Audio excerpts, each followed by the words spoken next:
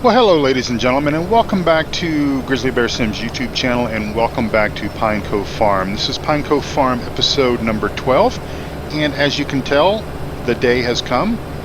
We are in the last game day of summer, so this is late summer, and we are this field number 9, which is our cornfield, which is basically for the BGA, for the biogas facility. This corn, I'll just pull up the menu here so you can see the corn is at its final growth stage, and we are harvesting it while it is still somewhat green. So obviously doing this before it gets into the ready to harvest stage is here.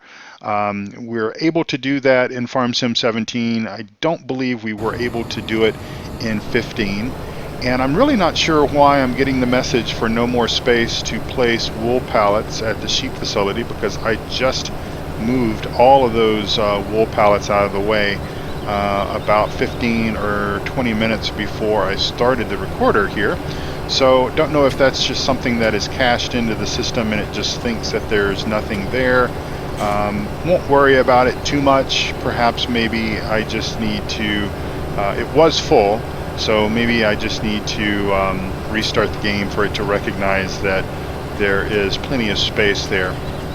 Now, I've got Courseplay controlling our forage harvester here that's running the corn chafing header on it, and I'm controlling the tractor and the tipper here.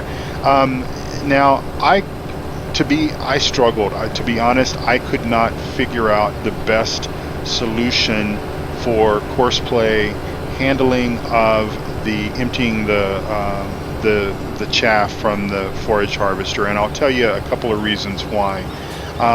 You might remember back from the episode that I did where we harvested grass, or the Courseplay tutorials where we did grass, and also in the episode, I think maybe the episode number maybe 10 maybe it was, where we actually mowed, and you may have recalled that I had difficulty in trying to get Courseplay, in trying to get the tractor and the tipper to basically come to the correct side of the forage harvester. Well, still having that problem here, and I forget who it was that I was having a conversation with on YouTube chat or YouTube comments about the possibility that maybe the updated version of the crop destruction mod would protect Courseplay AI from destroying the crops, and it does not. I had modified the crop destruction mod some time ago based on some instruction from Disco on how to basically prevent the regular game AI from destroying crops. We weren't sure at that particular time if Courseplay would be affected or not, and obviously it wasn't, you couldn't opt out of having Courseplay destroying the crop, but regular game AI it would. Well, even with the updated changes, which the mod developer went ahead and placed in the crop destruction mod, he went ahead and placed more or less the same modifications that Disco had talked about in his video about eliminating or sort of opting the AI out of being part of the destruction piece of it. And but still, Courseplay AI still destroys crops, and so I'm just going to do this manually for now at least, and we'll get this done. So basically what we're doing is we're moving the cut corn, the chaff, from field number 9 down to the biogas facility and dumping it as well. And I will just go ahead and say that I also found it somewhat difficult in using Courseplay to also deliver chaff to the facility, because the facility is the way that it is. Obviously these are silage clamps. You've got to back into them to empty the chaff. I'm not sure why I'm having a difficulty in backing up, but you know me, I can't back and talk at the same time. But what would happen is I could set the course where he would back up and empty. It's basically the same course that I talked about on wall folds when you have to back up to a sell point. But unfortunately, the way that the tip triggers work on the silage clamps is the tip trigger is at the very front, or well, basically the tip trigger is within the entire length of the let me get this started dumping, is within the entire length of the biogas clamp, okay, the silage clamp. However, because you can't drive through it, it basically backs up and it dumps everything at the very front of the clamp, and that is going to become a problem. That is basically going to become a problem when we start needing to move it. And I was experimenting a little bit with moving the silage around with the blade, and I just kind of grew a little bit frustrated. I will tell you that while I appreciate what Giants have sort of tried to do with regards to the biogas facility, making the silage and or the chaff able to, you can work with it, you can move it, you can push it around, stuff like that. That's kind of cool, but there are still so many opportunities, and I use the word opportunity. There are so many bugs with this whole silage BGA process, silage clamp process, that Giants really needs to work on. So much so that even map developers like Stevie, for example, has more or less given up. I mean, they can only do so much as far as how they can try to make the BGA, the silage clamps, function a little bit better, preventing the sort of bleed through of the chaff as you're compacting it.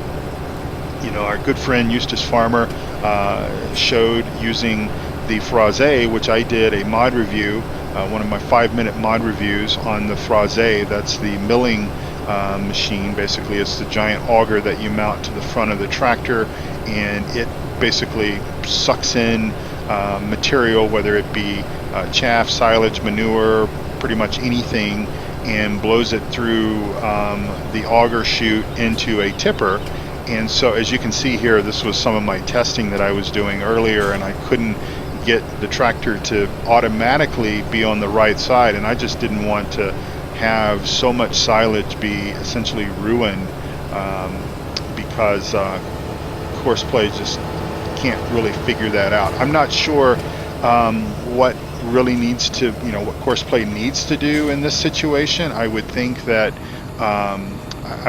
basically Courseplay, from the automation standpoint, Courseplay needs to essentially direct the tractor to always appear or to drive on the already harvested side of the combine, or in this case the forage harvester, to alleviate and eliminate any crop destruction whatsoever. But I played through some of those settings, automatic, just it didn't work. As you could tell, it was going to drive right through the crop, and it did, until I stopped it and I sort of said, okay, I can't figure this out. I think there is still some issues with Courseplay. Of course, Courseplay, I remind you all, Courseplay is still in beta, so there are things that's changing. The Courseplay GUI, the graphical user interface, has changed in the last update. A few things have been moved around, and very stable still, but there's still just some little things like this that kind of needs to be worked on, I think, for it to do everything that we want it to do in a full kind of automation thing. Now, in the days of Farm Sim 15, and this was before crop destruction, the crop destruction mod, or if I were doing something or if I was playing a map where I wasn't using soil mod, I would basically fully automate the whole corn chaffing process, because it's slow. As you can kind of see, it's a slow process in cutting all the corn, and pulling it over to, you know, to the BGA. And so I would automate that simply just because it was better to do that than let me just grab that screenshot right there while we are there. It was just a little easier just to automate it. And also I would say that I also used a slightly different forage harvester. There was a modded version of the Corona forage harvester, the Big X I think it was, and someone had basically placed a simply a storage container, kind of treated it like a regular harvester, like a regular combine, where it had a storage tank in it. Now of course in real life these models don't have storage capacity on the harvester itself, so basically everything that it cuts with its header basically gets pulled into the machine, basically gets shredded, if you will, for lack of maybe a better description, gets shredded and gets blown through the chute and into the awaiting tractor tipper trailer situation. But someone had modded the Big X where it had a buffer, it had sort of a bit of capacity on it, and so the timing of the way courseplay functioned, there was never any weight required. It basically was ready to go, and so that was kind of cool. So, you know, again, somewhat unrealistic, because again that just doesn't exist in the real world, but it sort of helped with the process. Whereas if you remember back to the video that I did on mowing, you know that, you know, it's a little bit of a waiting game, waiting for the tractor and the tipper. And in that episode, I was using 3 tractors and 3 tippers, and there was still that wait. You know, obviously in the real world, these tractors and tippers are basically lined up one right after the other. And when, in this instance where we've got an empty tractor and an empty tipper, there might not be one following directly behind this one just yet, but as this tractor and this tipper would reach a point where it's almost full, there was literally another tractor tipper right behind it, and basically the forage harvester would pause for maybe 5 seconds, 10 seconds. This tractor tipper that's full would move out of the way, drive off to the dumping point, and then the other tractor tipper would slide right in behind, and literally the speed at which these guys are able to operate is there's basically no pausing whatsoever. But of course we don't have a perfect world, even though we can try to make it that. See, it wants to put me on the right hand side, and I don't want to go over there because that is I don't want to drive through the crop. But unfortunately we don't operate in a perfect world. We still have some little quirks and things that we have to deal with. You know, don't know if cattle and crops will do things a little different, a little better. Back to my opinion on the Giants BGA thing. Again, I sort of appreciate what they were trying to accomplish, but quite honestly, I've got to say, I don't think it's ready for prime time. I don't think that the way that the chafing or chaffing process works in Farm Sim 17, it's just not. I think, for me personally, I think I would rather go back to the way that it was in Farm Sim 15, quite honestly, just simply because I think that this is just still a bit of a challenge. And it's a bit of a challenge based on the equipment that we have, and it's a bit of a challenge with the automation piece of it, and I think it's a bit of a challenge with sort of the silage bunkers that are somewhat like Swiss cheese, and just, you know, let material seep through the bottom and the back and all that kind of stuff. So, well, all right, folks, I hope you all are having a wonderful week. It is Saturday morning, the 25th of March. I am back from my business trip, and I am home this coming week. So the week of which you're watching these videos, I am home in Denver, working in Denver. And but I am traveling once again the week after this next week for another stint out to the Bay Area of California.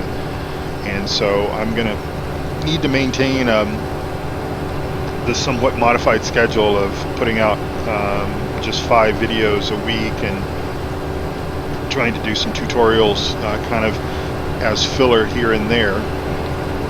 So just please continue to bear with me. I appreciate it more than you probably know, and you know, I try to keep active because I think that's what you guys want. A few of you that watch my channel on a regular basis enjoy having the videos there waiting for you at the standard time that I release content, which is generally Monday through Friday, 6 a.m. Mountain Time is when those videos release in the morning.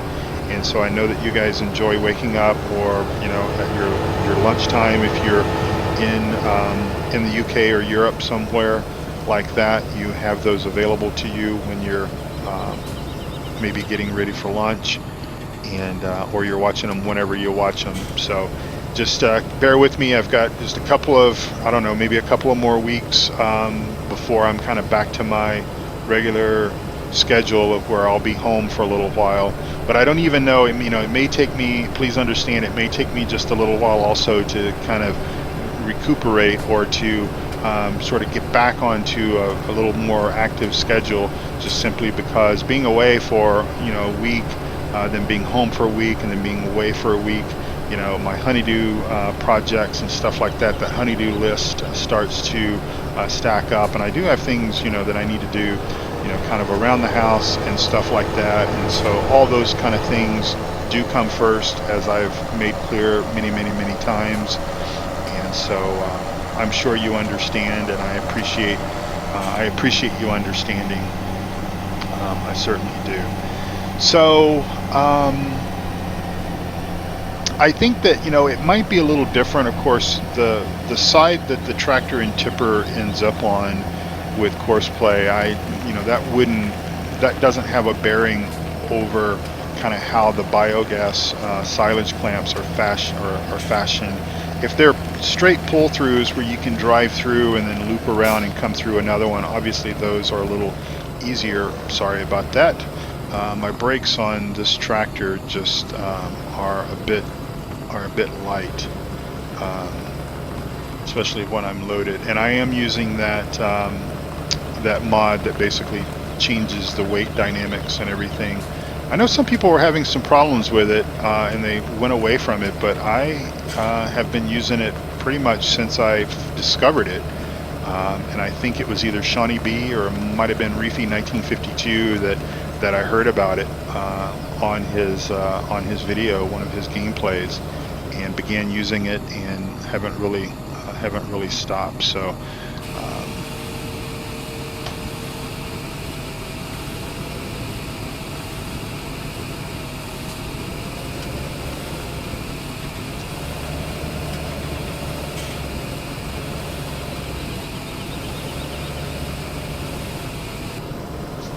all right, well, I am going to let me close our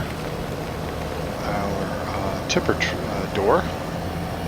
I am going to wrap this episode up a bit early, just simply because there's really nothing else to do until we get all of this corn cut and put into the silage clamp. So, and unfortunately, because I am pretty lousy at the silage compaction and moving the silage and everything around process, I'm going to save you all from having to watch me and the torment that I feel whenever I'm moving silage around with the blade and stuff like that. So I'm going to save all of that and not let you have to endure that. I'll take the bullet for the team, so to speak, and we'll do that. And then when we come back together for the next episode, which will be episode number 13, I believe, Pine Cove Farm episode 13, we will have already compact it all. Well, we'll have already cut all the silage or all the corn and turned that into chaff here. We will have transported it all to the clamp, and we will have also, as I drive a little bit too fast, we will have also compacted it and got it covered and get it in the process of fermentation. So probably not a whole lot more to do on this game day. No other fields are ready to harvest yet, so we may come back for another episode that might just be dealing with animals. I'll also try to sort out that pallet process as well. Maybe we'll also sell some wool because we've got a huge amount of it, and then start looking at getting into the first days of fall, and that's where we're really going to start getting our harvested crops and stuff in, getting all that done, because we're knocking on winter's door here on Pine Cove Farm, and we certainly don't want to lose any of our crops to cold weather or snow or anything like that. So yeah, so my apologies. This will be a somewhat short episode, about 20 some odd minutes or so for you, but I'll try to make that up at a future episode so you have a little bit more to watch. So thank you all so much for watching. I do appreciate it. Looking at some new maps that might eventually replace Pine Cove Farm and or Lawfolds whenever we get there. So I've seen a few things that interest me, one in particular. I'll kind of share more about that at a later time. But thank you all so much for watching. I do appreciate it. Please check out my website, grizzlybearsims.com, if you would like information on the mods that I use here in my gameplay. And also make sure you check out all of my good friends who do wonderful YouTube video contents: TBF Gaming, Eustace, Pharmer, Doughboy2913, Reefy1952, Shawnee B, Disco, Wheels247, MultiMikey. Just the list goes on and on.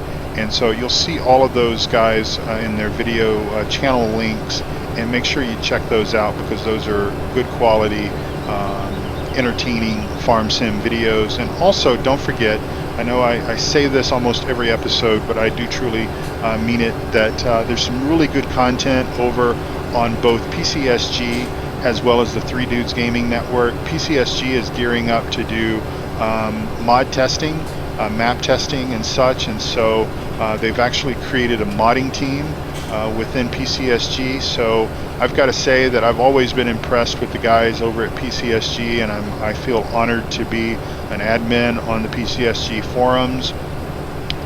But the quality of farm sim enthusiasts that are over there just is an incredible thing. And so any mods that pass through PCSG, you can always be guaranteed that they're going to work, they're going to be top-notch stuff, and also they're hosted on the PCSG servers, so when you go to download them, you're not going to have to worry about pop-ups and malware and potential virus and other things, and we are full, I suppose. So anyway, go over there and check that out. Check out the Three Dudes Gaming Network. I'm also very honored to be a part of the Three Dudes team with Eustace, Pharmer, and with TBF Gaming.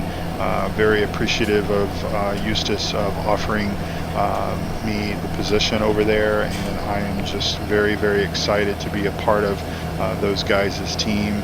And basically, it's just up to you. Go over there and check it out. Register for a free account and say hi.